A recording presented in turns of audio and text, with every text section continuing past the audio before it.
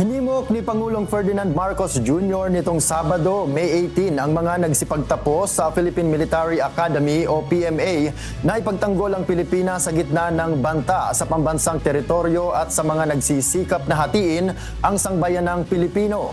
Sa ginanap na pagtatapos ng PMA, bagong sinag Class of 2024 sa Fort General Gregorio del Pilar sa Baguio City, sinabi ni Pangulong Marcos na ang mga bagong opisyal ay bahagi ng pambansang pagsisikap laban sa mga nangihimasok sa bansa na hindi nirerespeto ang integridad ng nasasakupang teritoryo.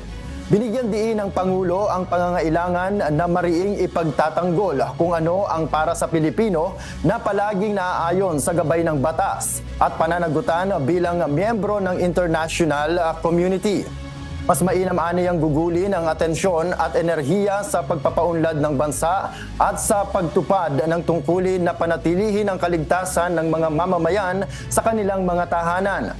Siguraduhin ang seguridad ng teritoryo, palakasin ang ating depensa laban sa mga banta at patatagin ang ating demokrasya.